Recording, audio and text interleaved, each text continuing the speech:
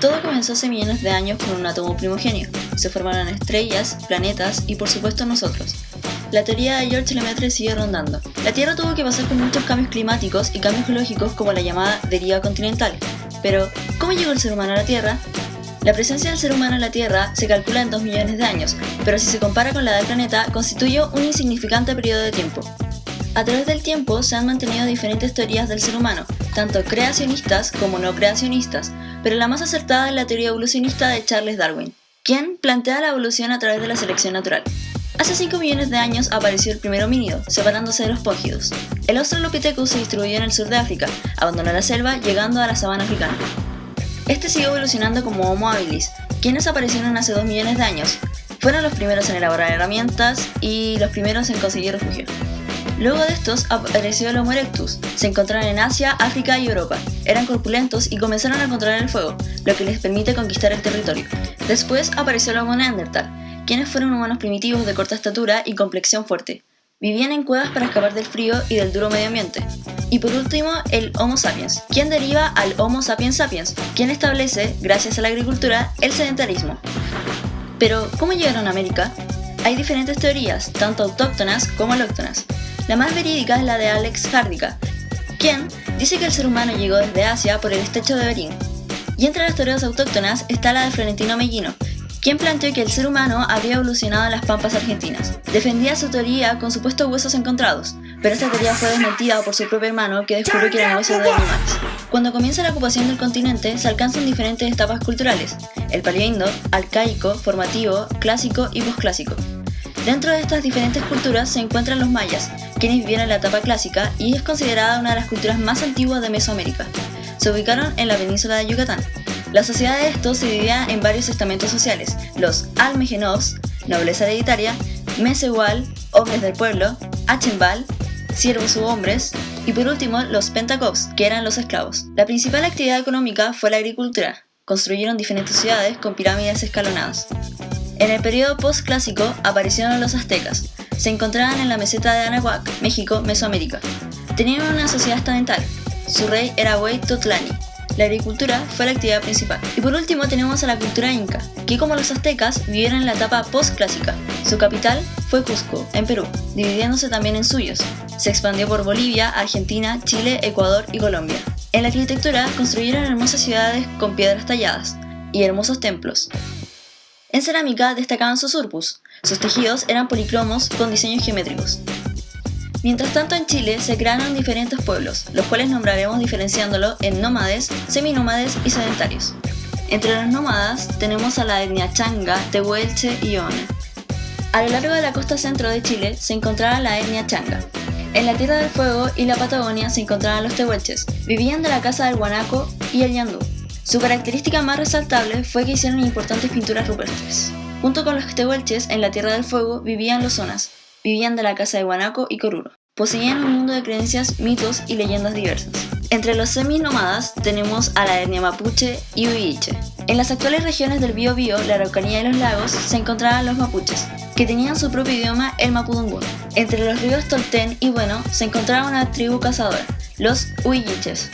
Se agrupaban en tribus de 400 personas llamadas cabies, la cual era dirigida por un longo.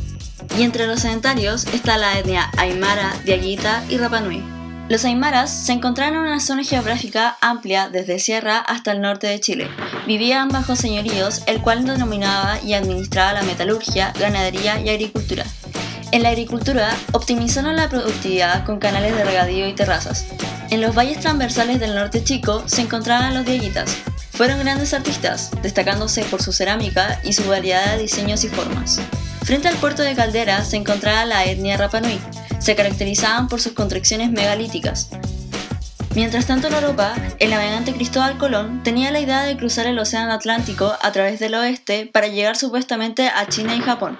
Colón llega a América el 12 de octubre de 1492, llegando a las actuales Bahamas, comenzando así el proceso de exploración y conquista de América. En 1521, Hernán Cortés, al mando de un reducido grupo de españoles y de una coalición de pueblos indígenas, conquistó la ciudad de Tenochtitlán, poniendo fin al poderoso imperio azteca. En 1531, Pizarro y sus conquistadores llegan al Perú y comprendieron que conquistar a los incas no sería fácil, ya que estaban avanzados. Para evitar una guerra, ya que los españoles poseían un ejército inferior a los incas, buscaron la unión entre ambas. El clérigo de Pizarro se aproximó al rey inca Atahualpa con un crucifijo y una Biblia. Este inspeccionó la Biblia, pero no encontró valor en ella, y la arrojó al suelo. Para los españoles, esto fue una blasfemia. Pizarro ordenó a sus hombres que atacaran a los incas. El enorme ejército inca quedó paralizado ante este feroz ataque. El rey inca fue derribado y arrestado al instante. Durante un breve periodo, la paz pareció posible, pero los españoles todavía no encontraban lo que buscaban: el oro. Los españoles concentraron su creciente frustración en Atahualpa. Pizarro lo acusó de mantener oculto el oro y lo amenazó con ejecutarlo. El rey inca se había quedado sin opciones. Atahualpa ofreció a Pizarro una alternativa: llenaría una habitación entera de oro a cambio de su propia libertad. Pizarro aceptó rápidamente. Tras el pago de este fabuloso rescate en oro y plata, Pizarro, reforzado por la llegada de Almagro con un centenar de cabuceros, no solo no cumple con su promesa de liberar a Atahualpa, sino que inventa cargos en su contra. Atahualpa es ejecutado el 26 de julio de 1533. A continuación, Pizarro, ya con el poder arrebatado a Atahualpa, salió con la nobleza de Cusco, partidaria de Huáscar, lo que le permitió completar sin apenas resistencia a la conquista del Perú. El 18 de enero de 1535 fundó la costa de la Ciudad de los Reyes, pronto conocida como Lima, con lo que se inició la colonización en los territorios conquistados. Entre los años 1535 y 1537, Almagro emprendía un viaje al sur del Perú, lo que actualmente es Chile. Atravesaron la cordillera de los Andes hasta llegar a Copiapó el día 21 de marzo de 1536. En busca de las riquezas, se dirigieron más al sur, llegando incluso a Valparaíso sin encontrar nada, por lo que se devolvieron al Cusco, a través del desierto de Atacama. En el Cusco, a Almagro le esperaba una guerra con Pizarro, la prisión y la muerte un año después por orden de este último. 3 años después del regreso a Almagro, en 1539, Pedro de Valdivia solicitó a su capitán y gobernador permiso para realizar una expedición a Chile, lo cual Pizarro accedió. Las noticias sobre la ausencia de grandes riquezas y las penurias del viaje afectaron el reclutamiento de soldados, por lo que solo logró reunir a unos 150 soldados. Después de casi un año, en diciembre de 1540, la expedición llegó al valle del río Mapocho, primer destino de la conquista. Santiago del Nuevo Extremo se fundó el 12 de febrero de 1541. Entre las primeras medidas tomadas por Valdivia, una vez nombrado gobernador por el Cabildo, fue la organización del trabajo indígena en los lavaderos del oro de Marga Marga y el inicio de la construcción de un bergantín para comunicarse con el Perú.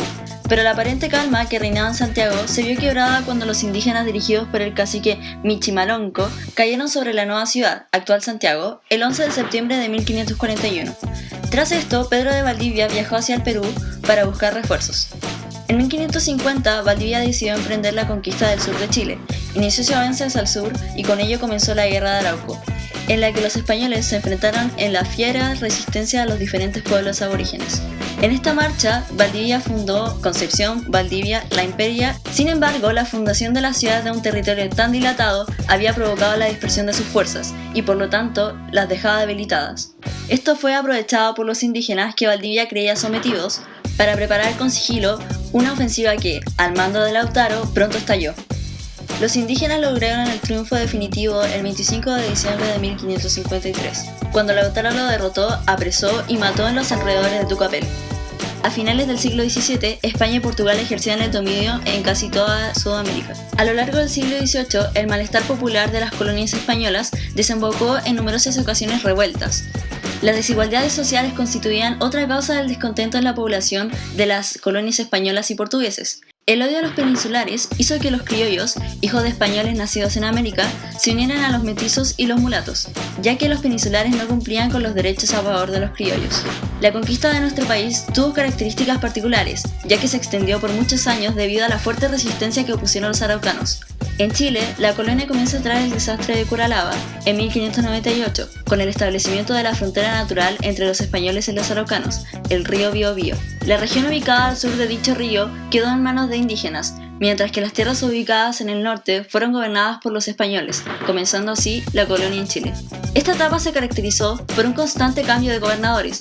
cuya preocupación principal fue proseguir la guerra con los araucanos y luchar contra los frecuentes cataclismos naturales que sufría el país.